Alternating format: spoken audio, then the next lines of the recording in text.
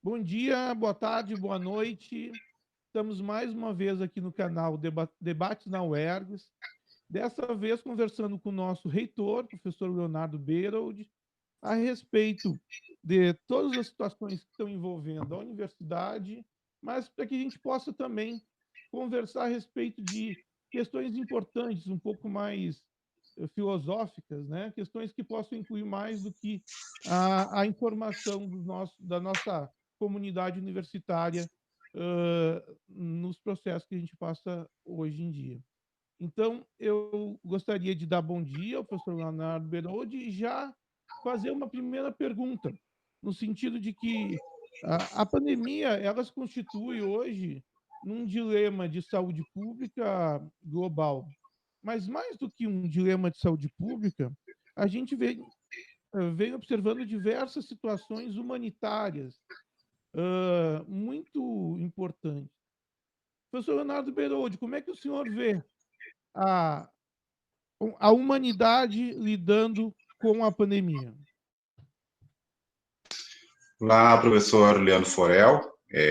Antes de tudo, agradecer pelo convite e parabenizar pela iniciativa, né, pelo projeto, que não deixa de ser um importante projeto de extensão, de comunicação, né, das reflexões sobre a universidade, pela própria universidade, não só para a nossa comunidade universitária, mas para a sociedade como um todo, né? Então, quero aqui frisar, né, a importância de projetos dessa natureza, que comunicam, né, as reflexões acadêmicas da universidade. Eu tenho observado que essa pandemia, né, que nos abala desde 2019 e que chega nas Américas, né, um pouco depois de Ásia e Europa, e que estamos, digamos, neste momento no epicentro, um importante epicentro da pandemia,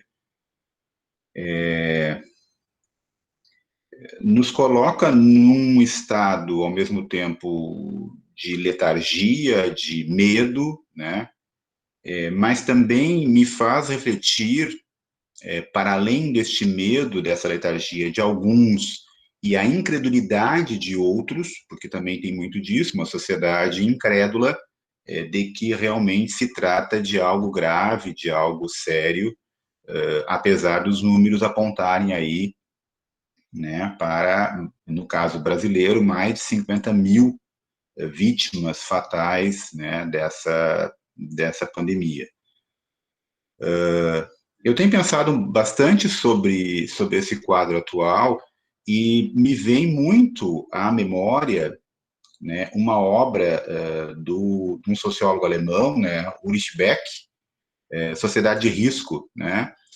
Beck escreve sobre a sociedade de risco na década de 80, mais precisamente em 86, a partir de uma reflexão sobre o acidente em Chernobyl, né, na antiga União Soviética, precisamente numa região onde hoje é a Ucrânia.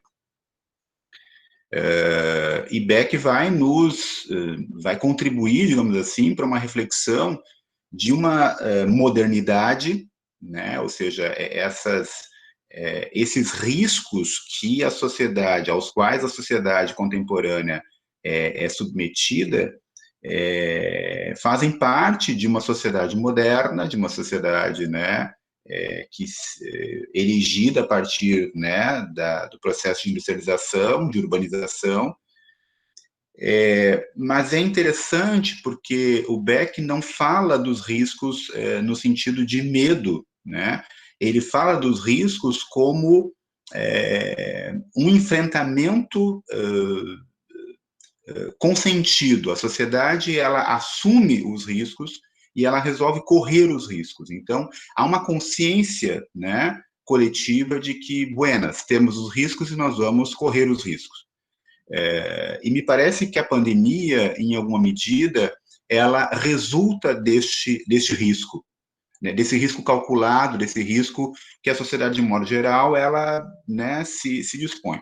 O que eu questiono é até que ponto o conjunto da sociedade tem consciência disso, né? Ou seja, se nós imaginarmos que essa pandemia, assim como outras que antecederam, em boa medida, também é decorrente de um modo de vida, de um modelo de sociedade, né, de produção intensiva, né, de uma agricultura, uma agropecuária mais intensiva, de confinamento, né, de uma estandardização tanto da criação de animais como da produção de plantas, né, ou seja, de uma perda de biodiversidade, né, de uma redução da diversidade biológica no planeta, para fins de produzir alimento em escala industrial para atender uma população cada vez mais urbana.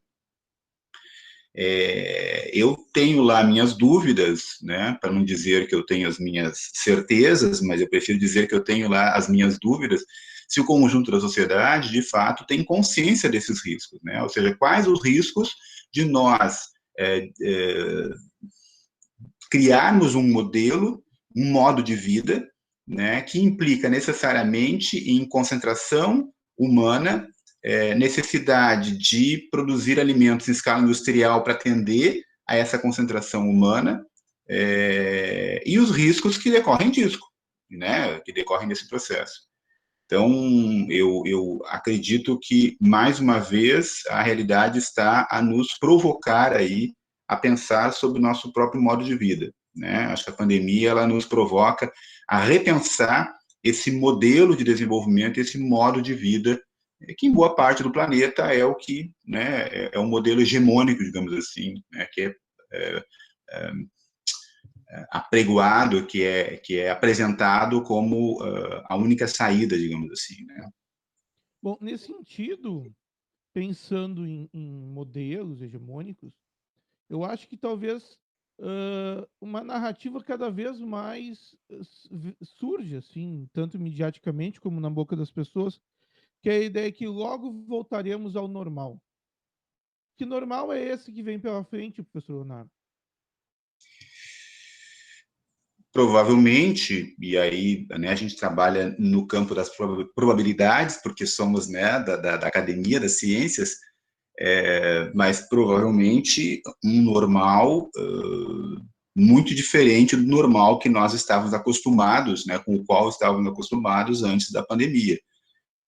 Isso, né, não é uma reflexão minha, pessoal, mas é algo que a gente percebe nos debates com inúmeros especialistas na área, especialmente na área epidemiológica, né, na área da saúde pública, que vem apregoando que o futuro, a menos que se desenvolva uma vacina, e mesmo com uma vacina, nós sabemos que um vírus ele muta muito facilmente, né? Então hoje o vírus que vem atingindo a humanidade, né, a sociedade global de modo geral, como esse que está aí, né, para o ano que vem ou para o outro, ele pode sofrer uma mutação. Já há registros de que em Pequim se apresenta uma mutação mais agressiva do que o atual, né? Então, a gente fala de uma vacina, mas daqui a pouco, né, nós não conseguimos nenhuma vacina para este atual, já tem uma variante, digamos assim, né, atingindo a população humana novamente. Então, esse normal, nós precisamos nos acostumar com uma nova normalidade, né? Me parece que é isso, é construir uma nova ideia de normalidade, que também, em alguma medida, dialoga com, né, a teoria do Beck, né, que eu falava lá né, da sociedade de risco, né, por uma nova modernidade, né, ou por uma outra modernidade que o Beck fala. Curioso que Beck não é tão popular como Bauman, né, ou como Giddens, mas é precursor desses, né? Então, acho mais profundo até. Nós precisamos nos acostumar com uma nova normalidade, né? E nesse sentido, a universidade também vai ter que se repensar, né? O nosso modo de ensinar, de pesquisar, de investigar, de estender, nós também vamos ter que repensar as nossas formas a partir dessa nova normalidade. O senhor sabe que na área ambiental, né, tem várias pesquisas que mostram como que existem efeitos positivos do coronavírus para o meio ambiente, né? E levando em conta toda a crise econômica que a pandemia gerou, talvez as pessoas não estejam dispostas a correr mais tantos riscos depois da pandemia, pensando sobre a lógica do Beck. Bueno, mas indo adiante, o senhor é reitor de uma universidade e a pandemia que a gente está passando é um fato social total, que nem diria Max Weber, né? Atravessa todos os espaços, todos os lugares, todas as pessoas. Então, nesse sentido, meu questionamento é provocar o senhor a pensar como esses dilemas provocados por esse fato social, eles entraram para dentro da universidade. Nós, na UERGS, desde início de março, nós iniciamos o nosso semestre letivo em 9 de março deste ano. Tivemos uma semana de aulas e já na semana seguinte tivemos a suspensão das atividades em função aí do decreto governamental e orientações de autoridades sanitárias, enfim. E a partir dali, a partir do dia 16 de março, nós não retornamos mais às atividades. Fomos construindo, né, internamente um entendimento, um arranjo, a partir da criação de um comitê de monitoramento e orientações, né, interna na universidade. Nós fomos buscando aí orientações para conduzir o processo, né? Então, nós suspendemos as atividades presenciais, nós adotamos um sistema de trabalho remoto, né? Suspendemos as atividades acadêmicas, digamos assim, né, letivas, tanto presenciais como à distância, no primeiro momento.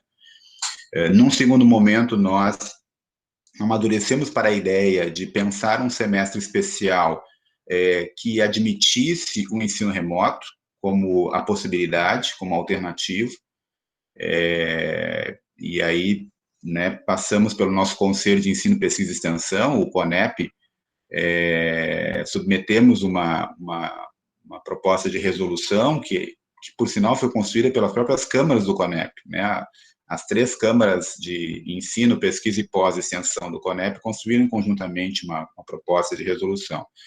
Aprovada a resolução, tratamos de regulamentar aí o início das atividades. E hoje é 24, então na última segunda-feira, dia 22, né, nós iniciamos um semestre aí totalmente remoto, bastante diferenciado, porque o número de componentes curriculares é menor, né, em função também da nossa preocupação de não sobrecarregar os docentes nesse momento, e menos ainda de sobrecarregar os alunos, né? Então, iniciamos lá em maio um processo de formação continuada dos professores da universidade, né, num ambiente virtual de aprendizagem, ou seja, o Moodle, que é o nosso AVA institucional.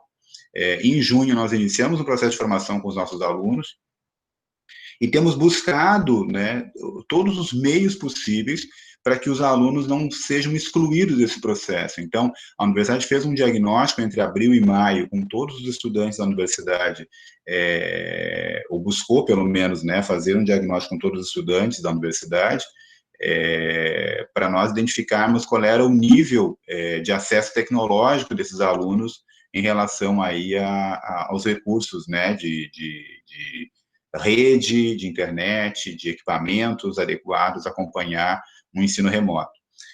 Temos buscado parceria com a Assembleia Legislativa para viabilizar uma internet patrocinada para esses alunos de baixa renda da universidade, né, que não tenham condições de adquirir uma internet adequada. Temos buscado apoio, né, da Receita Federal e de outras instituições para viabilizar equipamentos adequados para esses alunos de baixa renda. Então, há uma preocupação nossa de, neste processo de atendimento remoto do ensino, não deixar alunos, né, excluídos.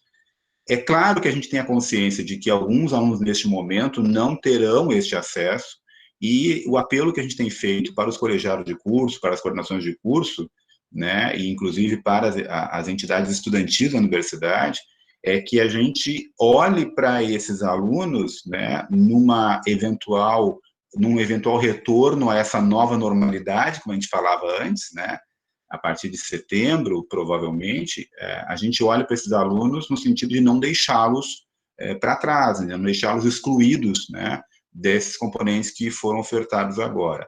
A prioridade nesse momento que a gente deu foi os alunos formandos, aqueles que tinham a previsão de colação de grau, de conclusão de curso no meio do ano, para que esses, né, a gente desse uma prioridade agora, e os nossos alunos ingressantes, a preocupação muito grande com os ingressantes em 2020, que não ficassem desassistidos, afinal de contas, tiveram apenas uma semana de contato com a universidade.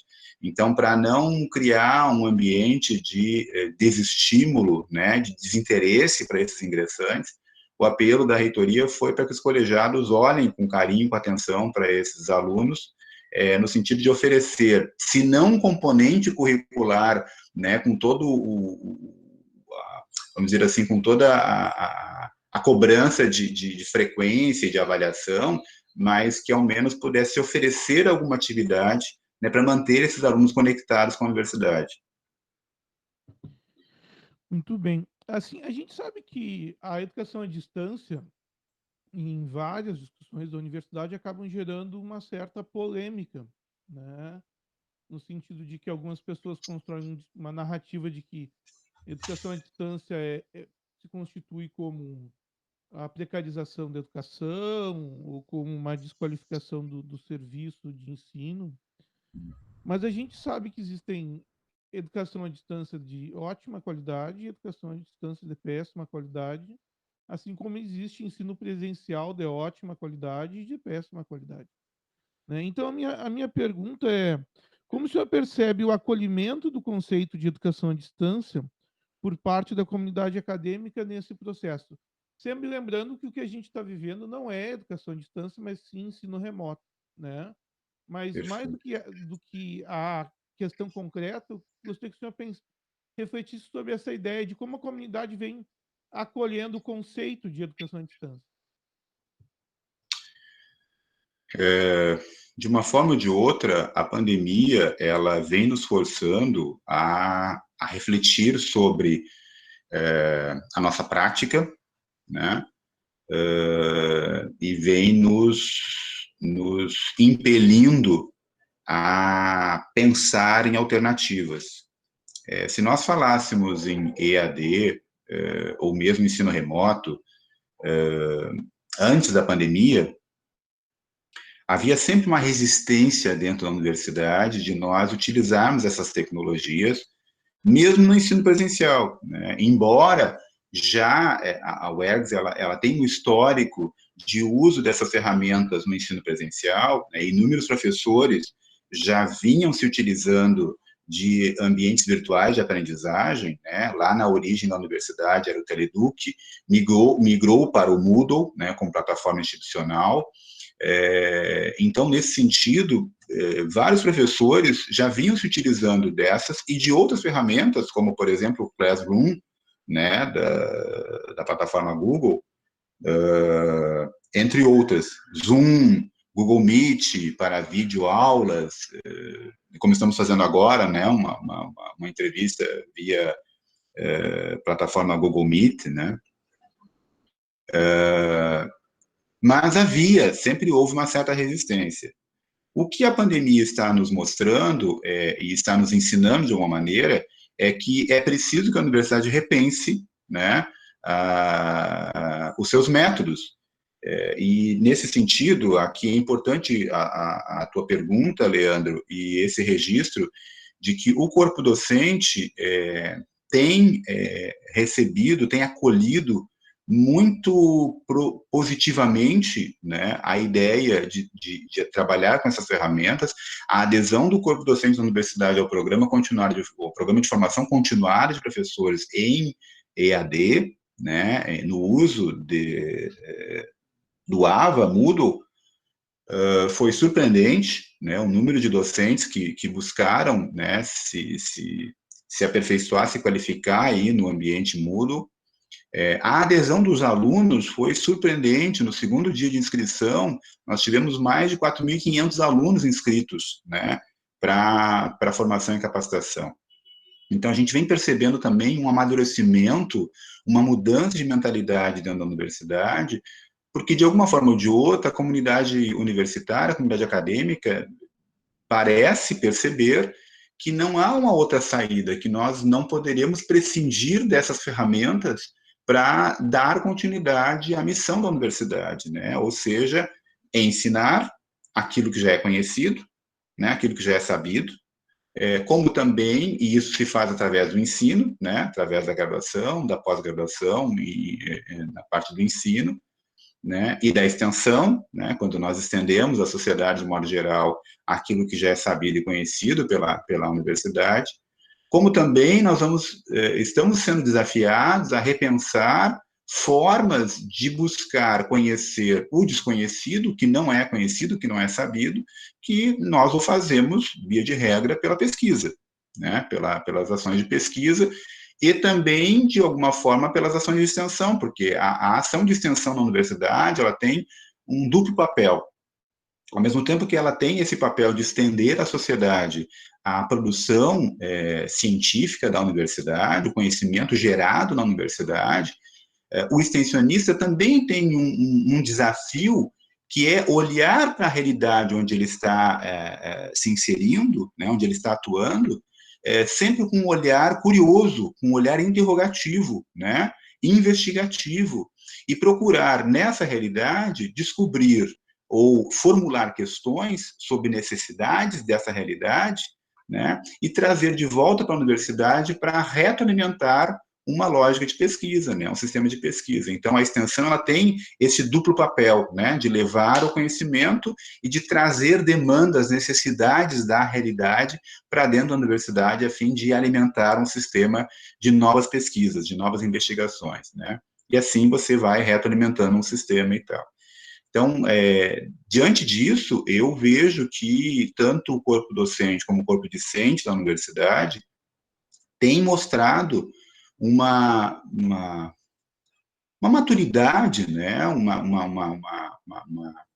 Uma serenidade, né? Tem tratado dessa realidade de maneira muito serena, muito responsável. Eu diria que o corpo docente e discente, né, assim como o técnico e administrativo, nesse momento tem demonstrado uma enorme responsabilidade para com o papel da universidade. Ou seja, não estamos de braços cruzados, não estamos em casa de braços cruzados, né? Estamos em casa tentando fazer o melhor que nós podemos fazer neste momento para não deixar de atender ao nosso público prioritário, que são os nossos estudantes, assim como também continuar atendendo à sociedade gaúcha, né, através das ações de extensão. E nesse sentido, na semana passada, quero aqui deixar esse registro nessa entrevista, né, na semana passada nós superamos a marca de 100 ações de extensão da universidade em período de pandemia, nesse período da pandemia. Então, são inúmeras atividades de várias unidades, de vários docentes, discentes, pessoal do quadro técnico e apoio administrativo, que tem se empenhado em inúmeras atividades aí de apoio à sociedade gaúcha em período de pandemia. Eu acho que essa discussão sobre extensão ela é fantástica, porque, pelo menos para mim, a gente começou a olhar para possibilidades que já existiam, mas que a gente acabava nem se dando conta que elas existiam, né? Eu vou dar um depoimento de um aluno de mestrado meu, eu fiz uma pesquisa sobre a história dos imigrantes da cidade de Novo Hamburgo, ou seja, para aqueles pessoas que têm uma origem não germânica, né? E o quanto que essas crianças, descendentes dessas crianças estão na escola.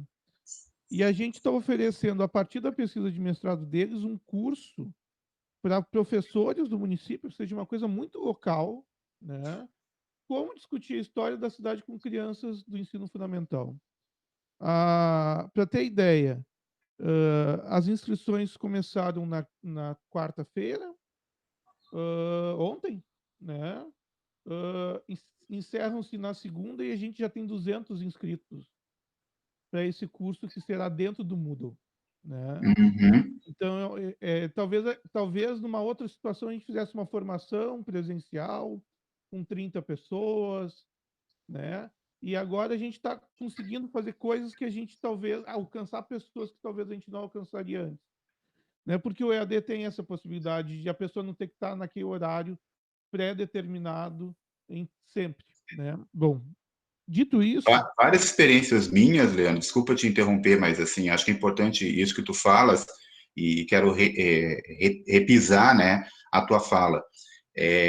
Várias experiências minhas de acompanhar reuniões, entrevistas nessa modalidade, né, eu tenho acompanhado reuniões, por exemplo, de comissões da Assembleia Legislativa, né, participamos de reunião da Comissão de Educação da Assembleia, da Comissão de Economia da Assembleia, entre outras atividades, e a gente percebe que os próprios parlamentares se surpreendem com o número de presentes na sala virtual, né, e começa a se dar conta de que, se fosse presencial, o número seria infinitamente menor. As pessoas não têm a possibilidade de se deslocar até a Assembleia Legislativa do Estado para acompanhar uma reunião, especialmente as pessoas de fora de Porto Alegre, né? E agora os parlamentares começam a perceber e falam isso, né? Olha, passada a pandemia, nós vamos precisar rever o formato das reuniões e tal, e talvez adotar, né, essa participação mista, né, presencial e virtual, para assegurar também uma maior participação. O que eu percebo, Leandro, é que a gente está percebendo, a gente está aprendendo que essas ferramentas, ao contrário do que se costumava dizer, né, que elas afastam as pessoas, que elas precarizam, né, as relações de ensino, os processos de ensino-aprendizagem e tal. Pelo contrário, me parece que essas ferramentas, elas democratizam o acesso, né? Hoje, um número muito maior de pessoas nas suas casas está tendo acesso à informação, ao conhecimento, que antes não tinha, ou que a gente nem parava antes para pensar sobre isso. E como tu disseste, agora a realidade está nos forçando a pensar, a refletir sobre outras formas, e a gente está descobrindo que as outras formas podem ser tão ou mais eficientes do que aquelas formas que nós estamos acostumados, né, a usar. Ou seja, estamos sendo desafiados a desaprender e reaprender a ensinar. Nas palavras do nosso patrono, né, Paulo Freire. muito bem. Eu acho que é importante citar Paulo Freire nesse momento, né? Porque, querendo ou não, ele vem sofrendo algum tipo de ataque. Bom, professor Leonardo, mas a gente sabe que nem tudo são flores na universidade, né? A gente sabe que toda instituição tem dificuldades, né? E essas dificuldades em momentos chave, como a gente está vivendo, em uma certa medida se modificam, e em outra medida se potencializam, né? Então, nesse sentido, eu gostaria que o senhor pudesse relatar um pouco, na sua opinião, quais são as principais dificuldades que a universidade está tendo para conseguir lidar com esses processos que a gente está vivendo.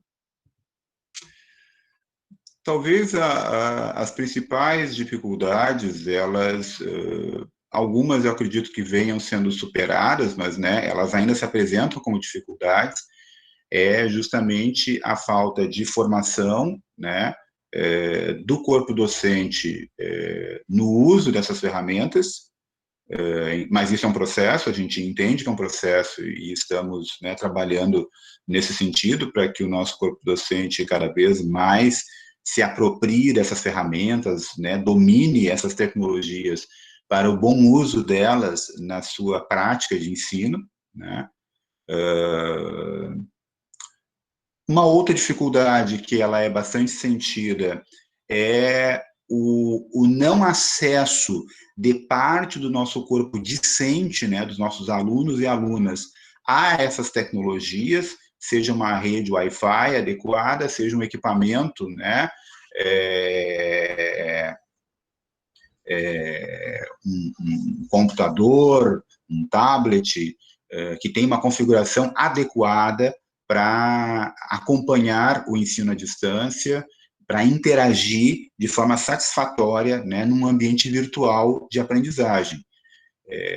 Nós sabemos que a universidade ela é uma universidade de cotas, portanto, ela acolhe, né, no seu interior, uma parcela dos estudantes que são de baixa renda, né, são alunos de famílias de baixa renda. Portanto, nem todos os nossos alunos têm condições de arcar com despesas de uma internet, né, de alta velocidade, também não tem condições, às vezes, de adquirir um equipamento de informática, né, um computador, um note, um tablet, com uma configuração adequada para acompanhar aí, por exemplo, uma videoaula, né, porque uma videoaula ela requer, né, uma capacidade aí elevada, né, de transmissão de dados e tal. Então, sem travar, né, sem ter problemas, né, sem ter obstáculos. Então, esse me parece um desafio. Nesse sentido, a gente, né, vem tentando trabalhar para dar conta disso. Claro que nós, como gestão da universidade, o que nós almejamos para a nossa meta? Que 100% dos nossos alunos tenham acesso a uma internet, seja ela patrocinada, seja própria, e que 100% dos nossos alunos tenham algum equipamento adequado, né, em domicílio, para poder acompanhar as atividades. Ah, reitor, mas daqui a pouco talvez a pandemia, né, vai arrefecer, nós voltaremos a uma normalidade e tal. Como eu tenho dito, enquanto nós não tivermos uma vacina para essa doença, as nossas atividades, mesmo que a gente volte a uma certa normalidade, ainda assim nós não prescindiremos dos cuidados de distanciamento, de evitar aglomerações, né, de revezamentos. Então, o contato, como nós conhecíamos antes da pandemia nas nossas unidades universitárias, seguramente por um bom período de tempo ele terá que ser reduzido, ele terá que ser controlado. Nesse sentido, se faz necessário e urgente que essas tecnologias sejam disponibilizadas não somente ao corpo docente, mas também ao corpo discente, para que parte das atividades, aquelas que forem possíveis, evidentemente, possam ser desenvolvidas de forma remota, né, através do que nós chamamos de educação à distância. Mas acredito que esse seja hoje um grande desafio. E, claro, a gente está falando aqui de uma universidade pública, estatal, de um Estado em crise, né, um Estado que já vinha num processo de crise econômica, né, profunda, e que num quadro de pandemia diminui a arrecadação, diminui o fluxo de caixa, há contingenciamento de orçamento, e a universidade, né, ela não está fora dessa realidade, né? É uma instituição pública que depende do orçamento do Estado e, portanto, também está sujeita a esses contingenciamentos, né, de orçamento. Então, quando a gente está precisando mais ainda de um orçamento mais robusto para atender a determinadas novas necessidades da universidade, nós, ao mesmo tempo, temos um achatamento aí do nosso orçamento. Então, claro que isso também nos aflige. Daí a importância, por exemplo, eu quero aqui, faço questão de tornar público isso, a importância do olhar da Assembleia Legislativa, da sensibilidade dos parlamentares, né, de estenderem também para a universidade o apoio que já vem sendo dado aos estudantes, né, da rede pública estadual, ou seja, se é possível neste momento parte do orçamento da Assembleia ser direcionado para uma internet patrocinada para os nossos estudantes, bom que temos esse olhar, essa sensibilidade para tentar viabilizar isso, são as formas que a gente está tentando encontrar aí para superar as nossas limitações. Professor Leonardo, a impressão que eu tenho, é só uma impressão, eu gostaria que o senhor comentasse, é que a própria relação com o governo, ela melhorou no período de pandemia, assim, no sentido de um acolhimento, de uma escuta maior. Eu estou enganado? Como é que o senhor vê essa relação? Eu tenho a mesma impressão. Eu não sei se apenas em relação ao quadro de pandemia, mas talvez eu acredite, né, essa boa relação mais a um histórico, né, de busca, de construção dessa aproximação, dessa tentativa de sensibilizar o governo sobre a importância da universidade, né, para o Estado. A gente sabe que esses processos eles não ocorrem de uma hora para outra, né? Há uma construção a ser feita, né? A universidade também precisa provar, né? A gente que está na universidade muitas vezes entende que não é preciso provar nada para ninguém, né? Mas quando se está no lugar da gestão da universidade, se percebe que sim, que é uma relação política, né? A universidade ela se relaciona politicamente com o governo, né, com o parlamento, com a sociedade, né, com o setor produtivo privado, né, com a sociedade civil organizada. Então, sim, é uma construção política, né, de entendimento, de sensibilização sobre o papel da universidade.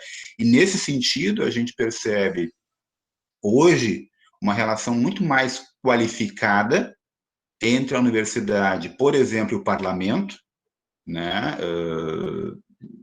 Outrora, nós já tivemos discursos fervorosos no parlamento, né, contrários à existência da universidade, né, a defesa, inclusive, da extinção da universidade. Hoje se percebe que esse é um discurso que ele não... Se ele está na mente de alguns, ele não se reflete numa narrativa, né? Ele não se coloca mais como uma narrativa, pelo menos não pública, né? Bom, isso já é um avanço. A gente pode achar que não tem uma importância, mas ela tem uma grande importância para o Estado como um todo. E com o Poder Executivo, idem, né? Também é uma construção que, ao longo de 2019 e início de 2020, ela foi sendo trabalhada aí. Veja, hoje a UERGS, vou pegar um programa do governo que nos toca diretamente.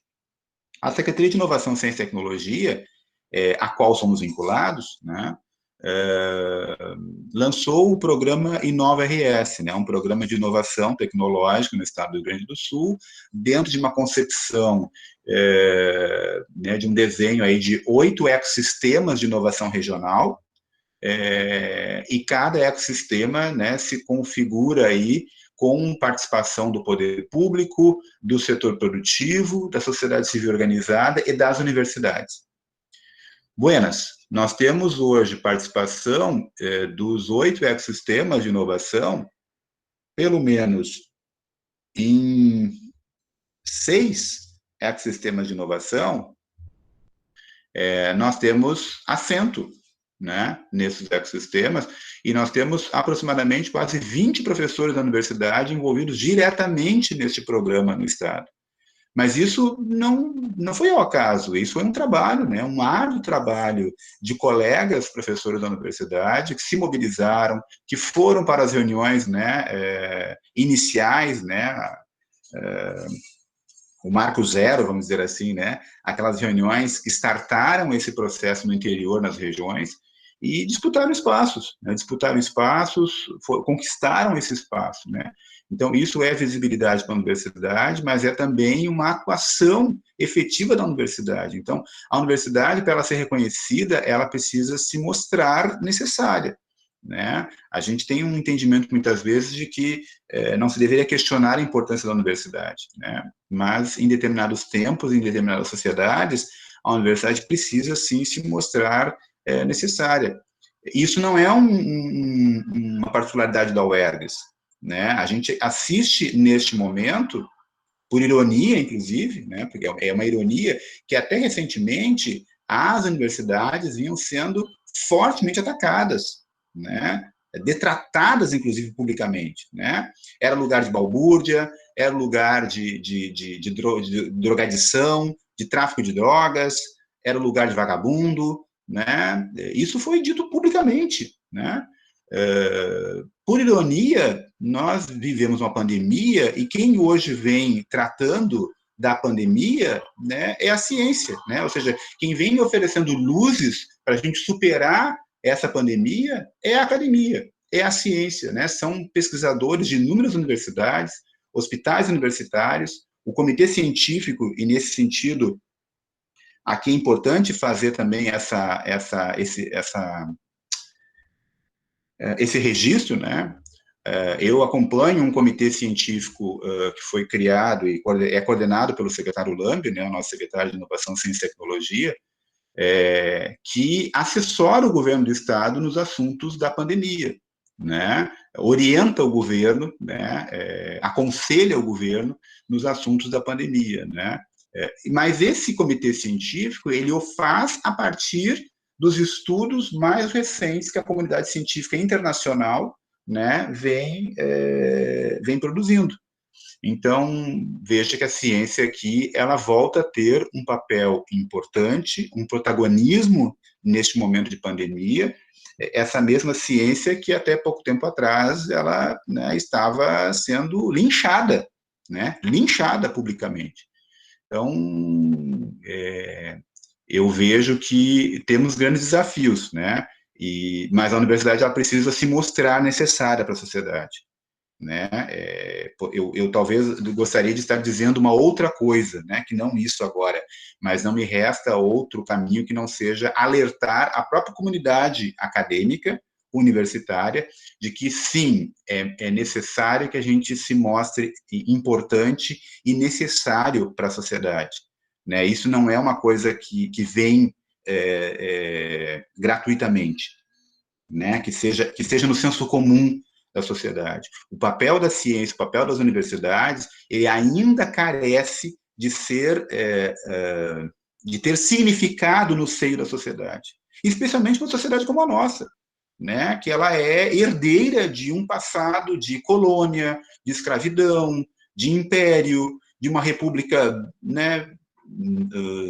Meia boca, né?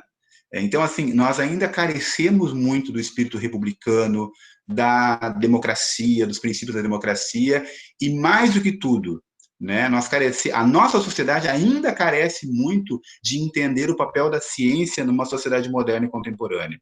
Nós, infelizmente, ainda estamos distantes disso, que é diferente de realidades de outras regiões do planeta, como a Europa, por exemplo, né? O continente europeu, visivelmente, tem uma relação com a ciência muito mais amigável, a sociedade civil tem uma relação com a ciência e com o conhecimento muito mais amigável do que nós, por exemplo, né? Então, é um desafio que nós temos pela frente. Não, eu vejo que nos dias de hoje, talvez mais do que a democracia, o que está em xeque é a república, né? Perfeito. Os debates que a gente vem vendo em nível federal, principalmente, eles mostram que o ataque é à organização da república, né? E a constituição dos três poderes e tudo mais. Mas eu acho que esse não é assunto de hoje. Aí a gente pode fazer um outro dia para discutir isso, Podemos né? debater a República num outro momento. O que eu queria comentar antes da gente ir para as questões finais é que eu tenho visto pessoas trabalhando por essa universidade de uma forma, eu diria, comovente, né? Eu vejo, por exemplo, funcionários da reitoria, muitos deles trabalhando muito mais que a sua carga horária, nos Uhum. atendendo prontamente em todos os momentos. Vejo algumas professoras que trabalham na gestão, e aí eu vou citar o nome, porque eu acho que é importante que a gente cite o nome da professora Caroline Tavares, né? O que a professora Caroline Tavares tem feito é algo gigantesco, né? Ela tem, não, lógico que não é sozinha, existe uma equipe junto com ela, mas ela tem chefiado a, a mudança da operação da universidade em um mês e meio, né? Desde que se decidiu, talvez até menos do que isso, né? E eu quero dizer que isso é um trabalho gigantesco. Então, eu gostaria que o senhor pudesse nos dar um relato de como o senhor vê a atuação dos docentes e do corpo técnico administrativo nesse período onde as pessoas estão trabalhando remotamente, né? Em alguns momentos a gente sofre aquela pecha, não está trabalhando, está em casa, né? Muito pelo contrário, às vezes a gente trabalha muito mais. Eu gostaria que o senhor pudesse falar um pouco para essas pessoas. Bem lembrado, acho que o professor Leandro traz aí uma. Me pega de surpresa, né? Mas não deixa de ser gratificante ouvir, né? O reconhecimento de que tem uma equipe inteira se esforçando para que as coisas funcionem na universidade. Acho que tu tu trouxeste um aspecto que ele é muito caro para nós. Nós estamos em casa, trabalhando de casa, e eu recorrentemente tenho dito isso para a equipe de gestão. A sensação que eu tenho é de que trabalho muito mais em casa do que se eu estivesse na reitoria, porque na reitoria tinha hora para abrir a reitoria e chegar na reitoria, e tinha hora para sair da reitoria porque precisava fechar o prédio. E em casa, não raro, né, eu me vejo 8, 9, 10 horas da noite em trabalho, né, em trabalho remoto. Seja porque eu estou em alguma reunião, seja porque eu estou no telefone com alguém, seja porque estamos atendendo alunos no FOPED, né, no Fórum Permanente dos Discentes, que aqui também cabe um elogio, né, que precisa ser feito, o reconhecimento da maturidade dos nossos alunos. Assim, os alunos da universidade têm demonstrado uma enorme serenidade, maturidade diante dessa situação.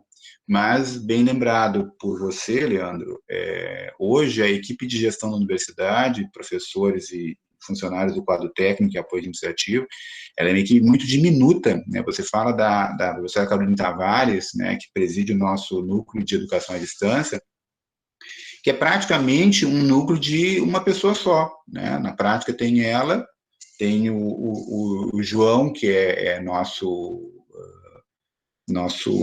web designer, né, que trabalha na equipe, mas veja, a equipe é a professora Caroline e o nosso web designer, o João. Ou seja, toda essa equipe que a gente imagina que exista, ela é real, mas ela se constitui de colaboradores, né? São professores e funcionários que colaboram, né, com um trabalho coordenado, orquestrado pela professora Caroline. Veja que, apesar da precariedade da estrutura, né, a gente tem feito muito mais do que se imagina, né, ser possível fazer com a equipe diminuta que nós temos hoje na gestão da universidade. E isso decorre de uma série de fatores. É uma universidade que ela, no seu plano de carreira, prevê 600 docentes, e hoje nós temos menos do que 170, né, 168, 169 professores ativos na universidade. O plano de carreira prevê 390 funcionários do quadro técnico e administrativo, e hoje tem menos do que 190, né, 180 e alguma coisa, servidores do quadro técnico e apoio administrativo. Então, veja que nós não temos nem a metade dos docentes, nem a metade do quadro técnico e administrativo, e conseguimos fazer o que fazemos. Então, assim, claro que é mérito da equipe de gestão, né, com certeza que tem méritos a equipe de gestão, tem pessoas muito qualificadas e vamos dizer, comprometidas, né, com a universidade, mas também tem aqui uma participação, uma colaboração de todo um corpo docente da universidade, né, que acolhe a proposta, abraça a proposta, veste a camiseta, como se costuma dizer, né, há um corpo docente nesse momento vestindo a camiseta, se esforçando para oferecer o melhor, né, para os nossos alunos. Há também um corpo discente, né, um corpo de alunos que entende a importância da universidade não estar parada, né, não ficar parada, e aí se lança o desafio de aprender também esse novo processo.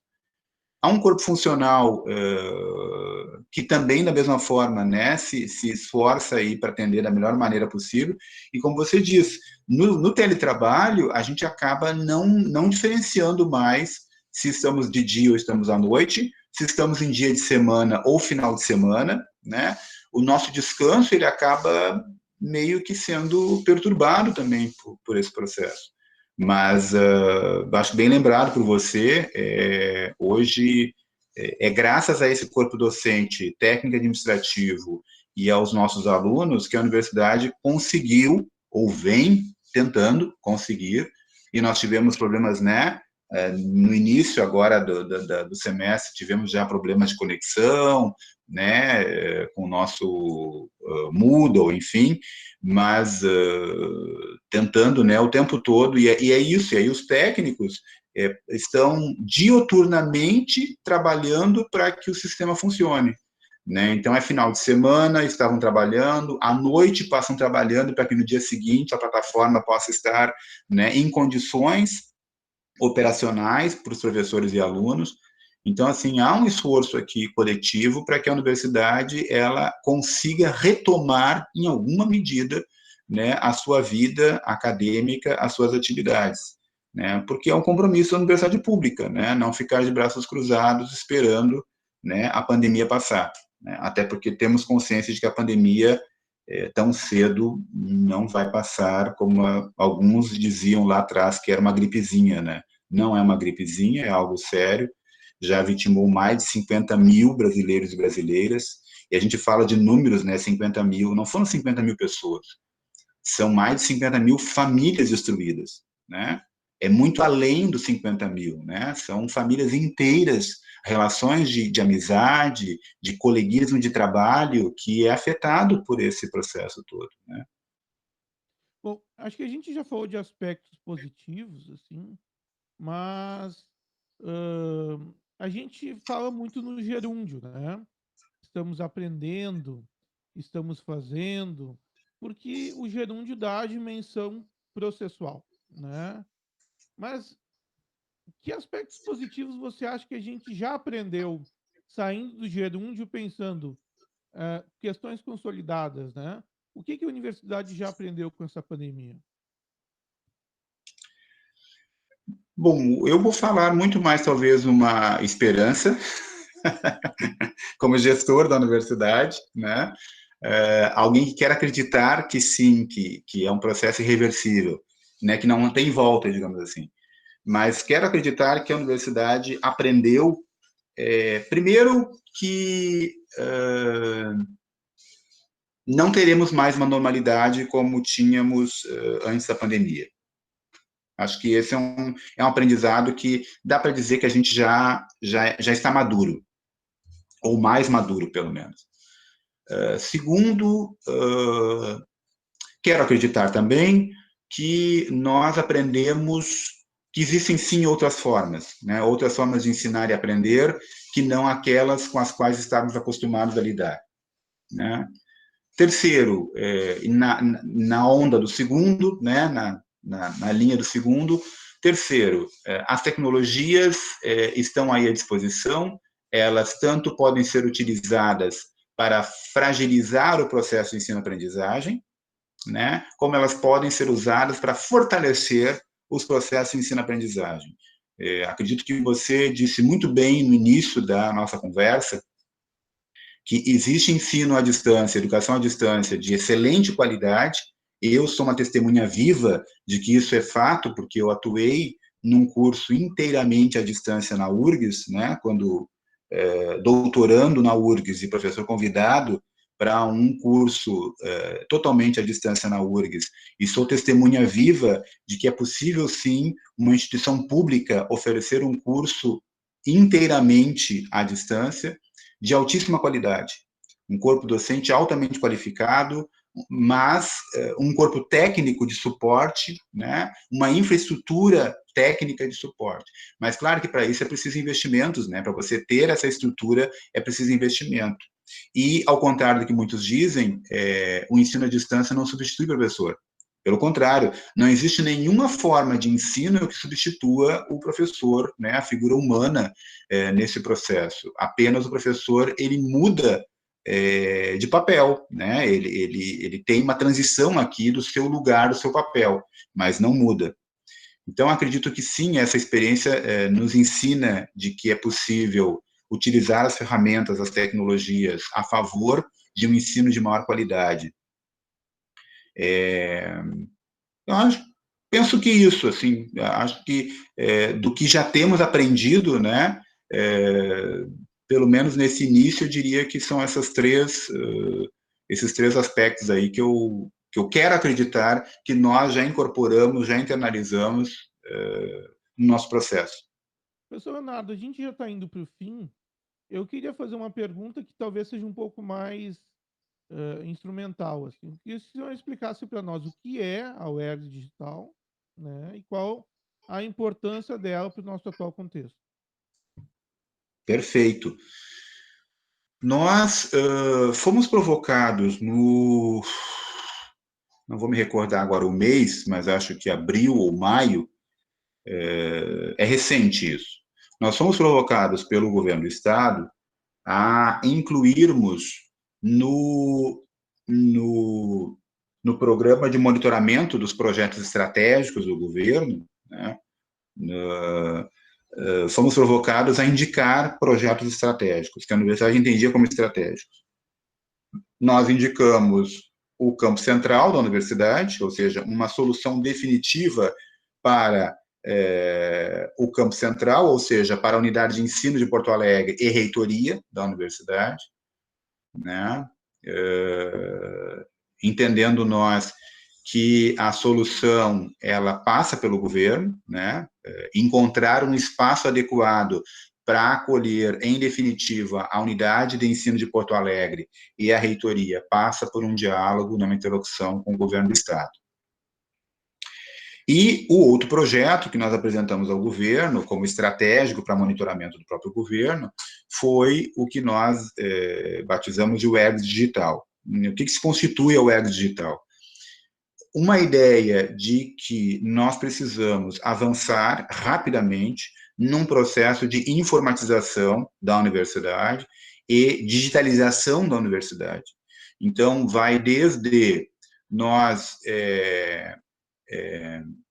diminuirmos ou até mesmo abolirmos, se possível for, né, em algum momento, o uso de papel na universidade, né, que toda a documentação da universidade, né, tanto administrativa como acadêmica, ela possa se dar, né, os registros possam todos se dar de forma virtual, de forma digital, as assinaturas, né, que são tão importantes do ponto de vista legal, elas possam ocorrer de forma virtual, de forma digital.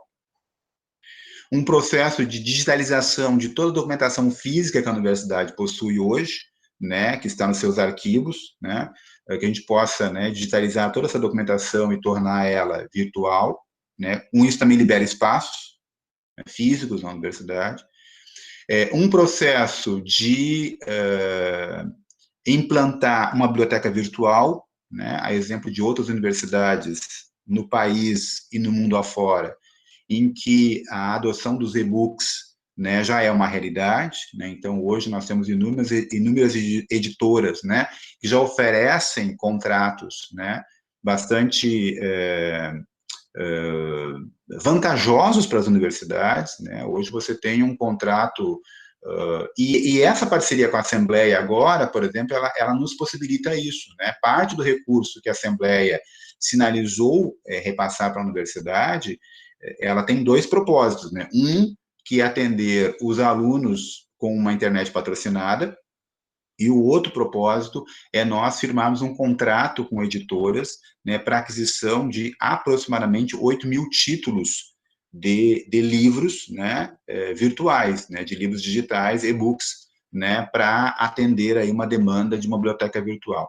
Veja que interessante a biblioteca virtual, porque os contratos que a gente tem conhecimento, eu tenho conhecimento através de outras universidades estaduais, você hoje firma contratos com editoras para oferta de uma biblioteca virtual, que ela acaba possibilitando o acesso simultâneo de um mesmo título por toda a comunidade universitária, algo que nós sabemos que é impensado. Né? Em nenhum momento toda a comunidade universitária vai acessar o mesmo título, mas supondo que isso ocorresse, né, hoje, com um contrato de uma biblioteca virtual, isso é possível. Né? Enquanto que uma biblioteca física, né, você tem toda a limitação do número de títulos, o número de alunos por título, né, que são aquele regramento todo, né, que está na legislação da educação superior, e o custo que tem isso, não só o custo da aquisição, mas o custo da manutenção de você ter um acervo, né, bibliográfico físico nas universidades. Ah, mas com isso o UERGS vai abolir as bibliotecas físicas? Não, porque existem documentos, existem publicações que elas só existem em meio físico, então elas, claro que elas vão continuar existindo, a biblioteca física em algum momento ela vai continuar existindo, mas olhando para frente, né, e aí a orientação que a gente tem dado aos nossos NDEs, aos núcleos docentes estruturantes, responsáveis pela reformulação dos projetos pedagógicos, é que na reformulação dos nossos projetos pedagógicos, a gente olhe para a bibliografia básica a ser recomendada. Atente para isso, né? É muito importante que na hora de nós indicarmos a bibliografia, nós identificarmos se essa bibliografia já tem disponível, ou uma similar, que possa ter disponível já em meio virtual, porque isso vai facilitar também o trabalho de aquisição desses títulos virtuais. Então, veja que nós estamos falando de um UERGS digital, que ela atende o sistema acadêmico, né? Ou seja, customizar nosso sistema acadêmico, aprimorar nosso sistema acadêmico hoje, né? Nós usamos o SOLIS, né? um sistema da SOLIS, como o nosso sistema acadêmico, ele é gestão da universidade, né? No sentido de que o nosso sistema acadêmico e de gestão ele possa se comunicar. Hoje, nós ainda temos um obstáculo a vencer, que é a comunicação interna do sistema, né? Nós já tivemos um grande avanço, por exemplo, a avaliação funcional dos docentes, a partir deste ano de 2020, graças a um esforço da CPPD, né, da nossa comissão permanente aí de pessoal docente, nós já temos hoje um sistema de avaliação funcional dos professores totalmente digital, né? Antes o professor precisava juntar toda a documentação, encaminhar para a CPPD, né? Para que lá no final, no ano seguinte, a comissão analisasse processo por processo e tal. Hoje o professor Leandro, ele pode, no momento em que ele tem uma atividade que pontua, ele só insere digitalmente o seu certificado no sistema, a equipe da CPPD em poucos dias pode analisar aquele pedido, já deferir ou indeferir, e se deferido, já está pontuado, já está no sistema. Então, veja o tempo que nós estamos economizando com o processo de informatização, né? Reduzir papel, reduzir malote, reduzir despesas com deslocamento de documentos, né? Isso tudo é uma economia para a universidade, uma otimização de recursos para a universidade, né? Então, a UERGS Digital ela vem nesse sentido, é uma universidade com 23 unidades, mais a sua reitoria, ela precisa otimizar os seus recursos, né? Que já são muito poucos. Eu acho que mais do que uma otimização do recurso financeiro, ela é uma otimização do recurso humano, né? Do Porque tempo. do tempo dos sujeitos trabalhadores, né? Porque se antes eu precisava de um funcionário para gerenciar um processo e eu consigo que ou eu tinha 10 funcionários para gerenciar um processo que hoje um gerencia, eu tenho uma otimização do recurso humano, não só do recurso financeiro, dinheiro, orçamento, né? Bueno, dito isso, a gente está se encerrando para o fim, e a minha última questão é a provocação que deixe um recado à comunidade acadêmica, né? Lógico que essa entrevista é aberta, mas nesse final a provocação é que o senhor possa dar um recado para a comunidade acadêmica para esses tempos que a gente está iniciando um semestre agora, né? Iniciando atividades letivas. O que o senhor tem a dizer à comunidade acadêmica? Primeiramente, Leandro, acho que não acho, né? Tenho certeza disso. Essa é uma das poucas certezas que eu posso ter nesse momento.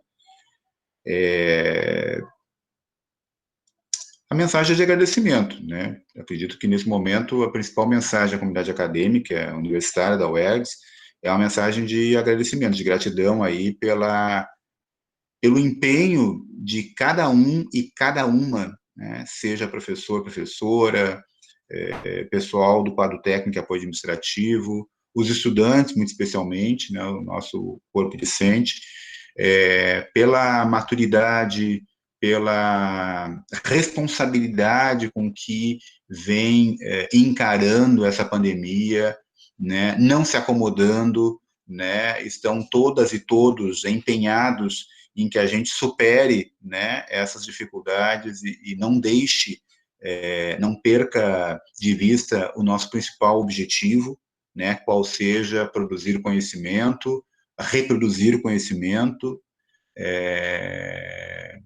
Então, eu diria que a primeira coisa a dizer para a comunidade universitária da UERGS é o nosso obrigado em nome da equipe de gestão, né? Pela parceria, pela compreensão, pelo entendimento, né, pela forma madura como vem tratando isso. Não tenho dúvidas que a universidade ela vem dando algumas lições, né? Ela vem aprendendo muito, mas também tem ensinado muito e tem se destacado, né? Diante de outras instituições, a UERGS tem sido pioneira em tomada de decisões. Esse retorno das atividades, com todas as dificuldades que a gente sabe que existe, né? Mas ela tem sido pioneira nesse processo. E isso não é obra do acaso, é um trabalho construído, né, coletivamente por toda a universidade desde março, praticamente. E, em segundo lugar, talvez caiba a mim, como reitor da universidade, um apelo à comunidade universitária para que nunca esqueçamos, né, o nosso propósito. Né, o propósito de uma universidade na sociedade é estar na vanguarda, né? Nós não podemos abrir mão desse lugar, né? O lugar de vanguarda na sociedade, o lugar de fronteira do conhecimento. Nós não somos apenas uma escola que reproduz conhecimento, né? Nós somos uma instituição que ela é responsável de produzir novos conhecimentos. Esse processo que nós estamos vivendo, sem sombra de dúvida, ele também é um processo que está provocando em todos nós produzir novos saberes, novos conhecimentos, novas formas de aprender, por exemplo, novas metodologias de ensino. Né? E aí é o desafio que nós temos. Nós precisamos urgentemente repensar os nossos projetos pedagógicos, nossas metodologias de ensino, nosso sistema de avaliação, né? Porque está na hora de nós darmos um salto, né? De qualidade e mantermos esse lugar de vanguarda na sociedade, né? Nós não podemos ficar reproduzindo aquilo que já foi feito no passado. Nós temos que avançar agora com novos projetos, novas propostas, né? De formação, novos cursos, novas propostas de formação, um novo design, né? Do nosso processo de formação, novas metodologias de ensino, e as tecnologias estão aí nos desafiar agora a isso, acho importante, né? Esse também é um processo de aprendizado, porque as novas tecnologias estão a nos desafiar como bem utilizá-las, como melhor utilizá-las para, né, o processo de ensino-aprendizagem. E, consequentemente, também, se nós temos um novo design de ensino, um novo método a ser enfrentado, o sistema de avaliação também, né, a avaliação da universidade, ela também vai ter que ser repensada, vai ser revista e tal. Eu costumo dizer isso, Leandro, nós precisamos entender, o nosso corpo docente precisa interpretar o nosso aluno, né, como um nativo digital, né? Eu, por exemplo, não sou um nativo digital, né? Eu nasci analógico, né? Eu fui formado num sistema analógico. Eu tive que me esforçar e venho me esforçando para me tornar digital, né? Os nossos alunos, em sua maioria, já nasceram digitais, numa era digital. Então, nós temos que saber interpretar isso, né? E usar essas tecnologias a serviço, né? Para poder também dialogar com os nossos alunos. Né? Muitas vezes, os nossos professores têm dificuldade de dialogar com os nossos alunos porque pensamos analogicamente, enquanto eles já estão, né, pensando digitalmente. Então, isso é um grande desafio para todos nós. Bom, então a gente vai chegando ao fim dessa conversa, né? Eu quero agradecer imensamente a disponibilidade, né? E a qualidade do nosso debate hoje, no sentido de que talvez mais momentos como esse qualifiquem cada vez mais a nossa universidade. Muito obrigado, professor Leonardo. Agradeço muito a sua participação.